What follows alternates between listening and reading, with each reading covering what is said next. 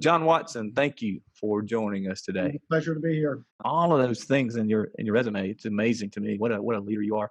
But today, I don't want to talk about those accomplishments so much. What I want to talk about is you. So I want us to get a glimpse of what it is it that has allowed you to be the leader that you are. What is it that makes you tick? So let's go back, if you will, and tell us just a little bit about what made John Watson in terms of growing up. Go back to your childhood for me. Where did you grow up and what was it like growing up in your home? I grew up down in South Alabama in a farming community, and I was very fortunate. I had all my extended family close to me, and so had a lot of great examples in my family members growing up. My grandfather was a well-respected sheriff in the adjoining county, and right next to my maternal grandmother, and she had a real big personality, but had suffered a lot of hardships and really had a good attitude.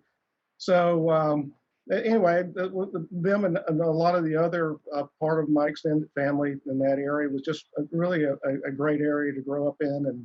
And since we were, in a farming community, of course, everybody was expected to work. And, that was from the time I was 8 years old on. I mean, I was led down to the hog parlor and became my first job was president of John Watson Senior hog operation. So I would tend the pig pens every day. And that certainly motivates you wanting to go on and get a degree and do something better in life. Now, John, I have to ask you, you said your grandfather was a sheriff, right? That's You, correct. now, you didn't have any run-ins with the law down there in South Alabama, did you? No, fortunately not, because my uncle was the judge. So we went, and he threw the book at anybody. So Oh, that's amazing. That's awesome. Now, 8 years old. So 8 years old, you're at the farm. Give me a day in the life of John, 8-year-old John on the farm. well, we of course, every day after school, I'd have to go down to the to the pig pens, and it roughly would take about an hour and a half to wash out all the pens, and then sometimes we had milk cow. Then you'd have to go feed the milk cow and move her, into her pen to be milked the next morning. So you'd get off the school bus at 3:30, and you typically would go to about 5 o'clock in the afternoon with your chores, and then you shower up and get ready for dinner. So, what about your parents? Tell me a bit about what did they instill in you as a young child growing up in South Alabama. Give us a little insight on to who they are. My father was extremely hardworking, and he was, always, serially taking on some new project. And that either the pig farming was one of the operations he took on. He, in addition to his full-time job, sometimes he would do pulpwooding or house renovations or just buying equipment and turning it, be able to try to make a little bit of profit on it.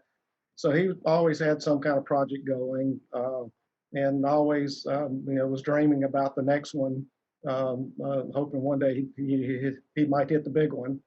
And my mother was, she was just a very, sweet and steady individual. Everybody loved her, and she had a great sense of humor, like my maternal grandmother as well too. So. And they were a very tight couple growing up, so it was they made for a very good household. So I probably credit that to anything as much as anything, giving you that stable base to start with, and then also kind of showing you, teaching you how to work. And he Okay. always had a saying, he'd say that if work was supposed to be fun, it'd be like Disney World, and you'd have to pay to go in. And so I like to repeat that to some of my employees sometime as well.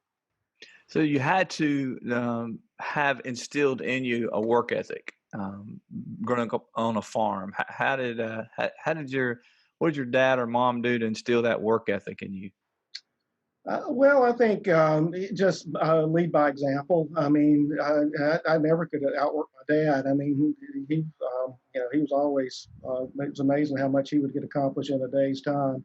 When he sat me off to do a task, I would certainly try to do something that would measure up to his standards. So, I think mainly what kind of instilled that was, always a desire to want to satisfy, Mm. your parents, and also having just a great example to follow. Yeah, and he had a quote, didn't he, that he used to say? Yeah, no, he did. He used to tell us all That that quote was, all days weren't necessarily going to be good, and that basically that if work's supposed to be fun all the time, it'd be like Disney World, and you'd have to pay to get in versus getting paid. I love it. That's a great word for us all. So you were did you ride the school bus to school? Is that right? Did you get on the bus and go to school? That's correct. Yep. We lived roughly about 6 miles from where we went to school at, out in this little community. So we would get up and catch the school bus a little bit before 8 every day, and we'd typically make it home by about 3:30. So what about as you went through your middle school years, now you're in high school, were you an athlete? Did you play sports or not so much? You were, technically driven. What who No, were actually, you? yeah, I did. I played mainly football, and also played a little bit of baseball. But we started uh, our team that we had in our little community, in the little town that I went to school at. Never had a very good football program until about the time I was about hit high school. And one thing that really led to us being competitive with other schools is the other ones had the little pee-wee teams, the intramural teams that would feed into the high school teams. And so we actually started that up when I was 10 years old. They started that league up for the 10, 11, and 12-year-olds. And So I started playing when I was 10 years old, and continued to progress all the way through from the Pee Wee League all the way through high school. And it actually turned out I was last year in high school. I was did make All State as a defensive back. We were actually the last 3 years we were 27-3 as a football team. So uh, we That's incredible.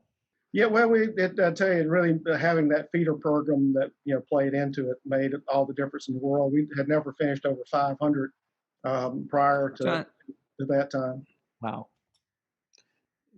John, tell us, go back to those days where you're playing Pee Wee and then on into to high school ball, and obviously you're a gifted athlete, but I know that also came with a lot of hard work and discipline. What are some of the things, the characteristics that now, as you look back, that were developed during that time in you?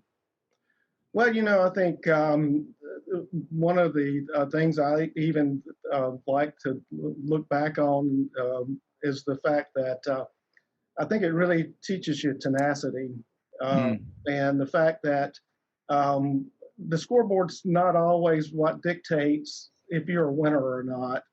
And one specific instance comes back my senior year.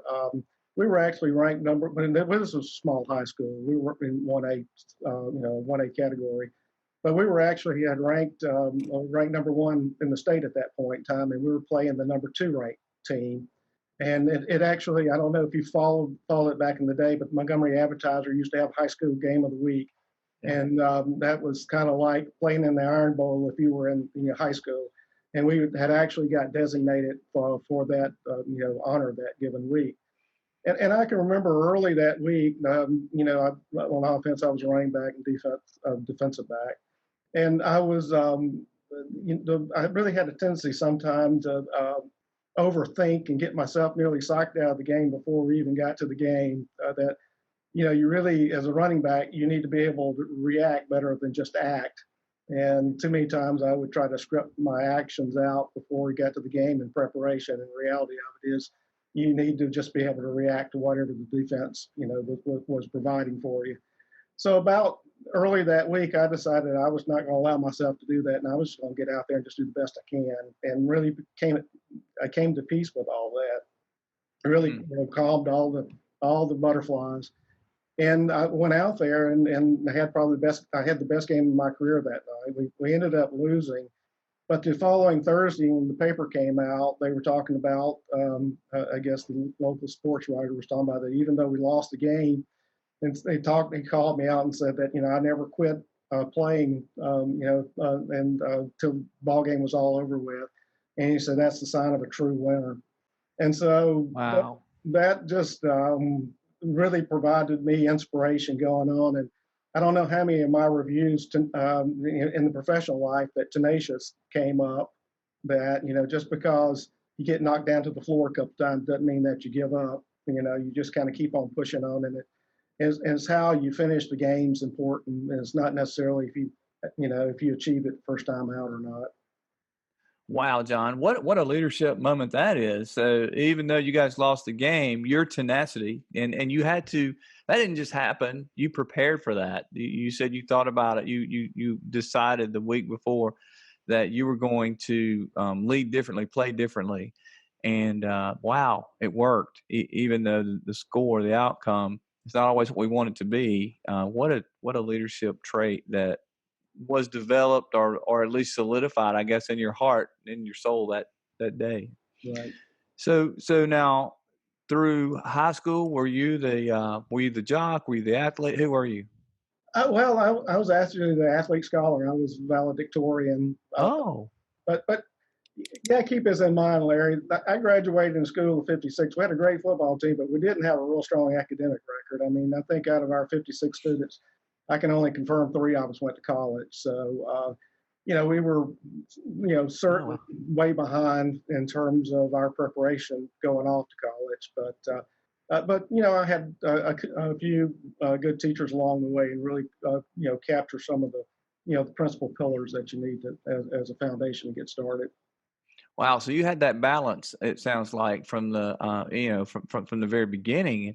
So when you were finishing up your high school, you had aspirations to do what? What did you want to do out of high school? Well, of course, I wanted to play college football, but when you get hurt, in single A football, that's not, and only weigh 156 pounds. That's not a realistic expectation. So, but Right. at that time, I decided I really didn't have. Bear in mind, I came up in a blue collar family, and I didn't really have a real mindset in terms of what professional career that I wanted to attend until my senior year. I did, talk to my sister's boyfriend at the time that was in engineering, and I always knew I loved math, and I always knew I liked science a lot, and that in talking with him, he really started advocating that I take the engineering route, and then I saw in the paper about that point in time where somebody had achieved a vice president position with TVA or something that come from the local area that had been an engineer. So that kind of set me on the path of thinking, well, engineering is probably the right thing. Everybody always thinks they're going to be a lawyer or a doctor at some point in time, but really kind of reasoning through, what that would involve. I felt like engineering would be a better fit for, what I wanted in terms of my lifestyle. So then you went to Auburn, is that right? That's Auburn correct. University. Mhm. Yeah, Is that I went straight in from. I did take a few. I was also got pre-enrolled for some college classes. Through junior college, I'd go summers while I was in high school, but so I had a few hours under my belt. But I went straight off to Auburn my freshman year. and is that where you met your wife or no? Well, actually, no, not. My first wife I had, she was a high school sweetheart, followed me up there. Oh, wow. Yeah, and so, but that, so anyway, we were, got married while we were last year up in college there. But we've been divorced for a long time, and my current wife I met 3 or 4 years after that divorce. My goodness. Hmm. So this thing, John, help me to quantify this, if you will. Tenacity, continue to press forward, and you've had some hard times. I mean, you've gone through some relationship struggles back then, and it's we all have. Oh yeah. We all have difficulties. What is it that has allowed you to be tenacious with that, even from the people side, even from investing in those you care about and continuing to invest in your team and that kind of thing? Give us some examples of how you've had to, if you don't mind, just from a personal perspective, some of the obstacles that you have faced in this journey of leadership that you're on. I'd say probably the most difficult period I ever faced was about the time I turned 40. At that point in time, that had the dissolution of my first marriage, and at the same time, the company I'd worked with for a long time sold, and all of a sudden, and I was in a situation where that piece of business that I was running that had had conflicts of interest and was really spiraling downward. So it was a difficult, both personal time and professional time, all at one all rolled up in the single time frame. And Wow. it was really challenged you to the core. And then one night I just sat down and I said, that's a you know this is this is the time to prove out who prove out who you are, prove out Mm, your character. um, and so, it was just a determination that I was not going to let I was not going to let my circumstances define me, and define, what, how I acted. That I was going to hold true to what I thought was the best, what I wanted to be, and just keep plugging at it. And I figured that, it like any difficult phase, it'll pass. But I wanted to make sure that, and I've always been a believer that it's a man's highs and his lows, his behavior during that time really define him, and that's even in business as well too. yes. I mean, you get in, when you get to riding high, then you can abuse relationships with other companies or customers, and because the fact you're riding high and you're not that dependent on them at that point in time. But I guarantee you that that'll flip, and people remember, how you acted when you had the advantage on them, when you get in that low cycle and you're needing some help. So I think you really need to watch your behavior both when you're riding Mm, high and when you're running low. mm. Don't cut corners when you're running low either. Sometimes it's easy to relax your standards a little bit and do some things you wouldn't normally do. But I think you have to bear in mind sometimes, you just have some things that are going to challenge you to the core of your character, and and then the fact that that really defines who you are in the eyes of everybody, how you act during those times. That is amazing. Words of wisdom. Those are incredible words of wisdom. And so, John, a leader she's struggling. He is struggling. Their personal life is let's say in turmoil, and they're not really sure, professionally what that means. Give them some wisdom from you. How does she face this personal valley that she's in, this personal valley that he's in? This leader is struggling. They're in a season of desert. They're just man, they're dry, they're thirsty. It's not going well. Yeah. What would you say to them? Well, first thing, just because things aren't going according to your personal plan, just bear in mind that, God doesn't give you any guarantees. Mm, You just have to take each day as a gift, and just try to make the most out of it as you can. I think the other thing too is typically God doesn't give you any more than you can handle, and if you can just slug your way through there, better days will find you. those are not bad thoughts for this whole COVID-19 mess we're in. I know a lot of people have been locked up for a while, and I'm sure it's been difficult, for so many people.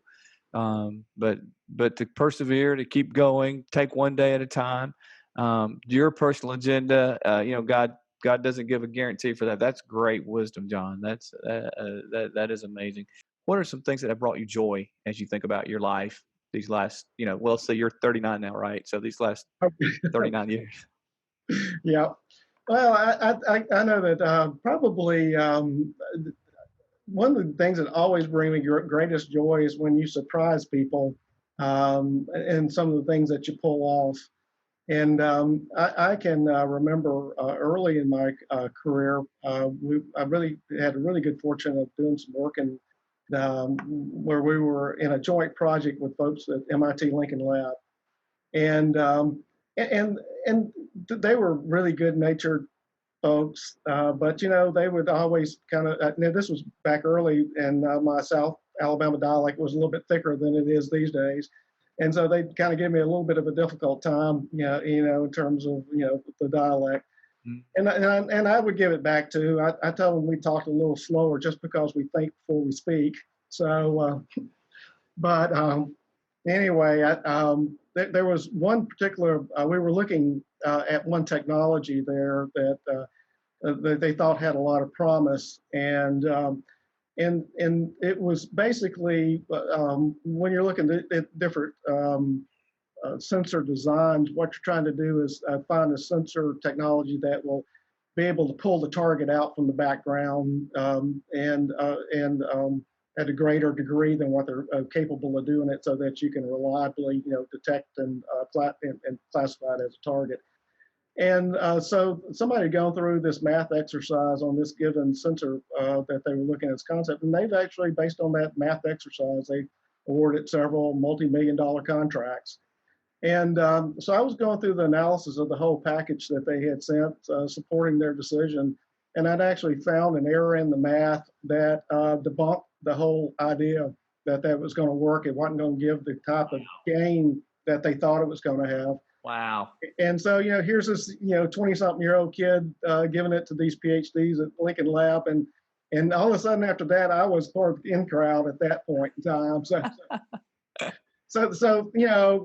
that was just a moment where you see acceptance that nobody expects you to be there and to contribute, and then all of a sudden you come out in left field with something that and this contributes to the activity and people recognize it. That moments like that are special, and the same thing went on later in life. In terms of going off and winning contracts that nobody ever expected you to win. When late 20s, I went over, opened up a field office down in Fort Walton, or took over one that was kind of struggling, and expanded and won contracts in other locations outside of that nobody expected we'd be at. Just the acknowledgement you get with that. That's just those are precious moments. Yes, they are. But I have to ask, so you're a young kid at 20 something, you find this error in this multi-million dollar potential contract. Did it cross your mind not to say anything? I mean, where did you find that courage to stand up to these PhDs and say, you guys missed it? How did you manage that? Well, they made it easy, when they were kind of looking down on us, I hear Good you. at me and my counterpart. So we were kind of glad to send that up. I love it. I love it, John. So I want to ask you, as you think about, and we're going to turn the corner and start to wrap this up, and because I know your time is so valuable, but just a couple more questions for you. When you think about aspiring young leaders, regardless if they're engineers, wherever they are across the globe, as they are looking at their lives and they're just out of school or they're just in the workforce, but they're trying to figure this whole leadership thing out. What are some things you could tell them that would really help them along their leadership journey, you think? Well, I'd say, first of all, as you start this journey, you will be surprised how many people that you will recross as you continue over the years. And so the things that you do early in your career are just as important as the things that you do later in your career. Mm. Those impressions that you form. If somebody thinks you're a hardworking, honest person, they will, they're going to be more likely 20, 30 years later to follow you. And then, if or start off as, somebody that's not very respected by their peers. So peer relationships are tremendously important. And it's just amazing how many peers I've had early in that 20s, the phase in the 20s, that have gone on to be presidents of major companies, or the CIOs, or head at major divisions within companies. So, it's so important all along the path that you really put a lot of stake in a lot of equity in the Mm. relationships that you build and the relationships that you build with your peers.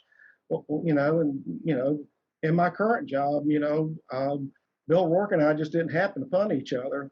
We were counterparts in our early 30s that decided that, hey, it'd be beneficial if you'd help me out and I'd help you out. And we had a trusting relationship with no expectations, other than the fact that one calls, the other one would help. And, Wow. you fast forward that on, 25 years later, this is what you get. And we've got a great working relationship now, but that's rooted in something that goes back decades. My goodness, that investment is a lifetime experience. Other thing I'd also mention too is that always, first of all, do the job that someone has, assigned you to do.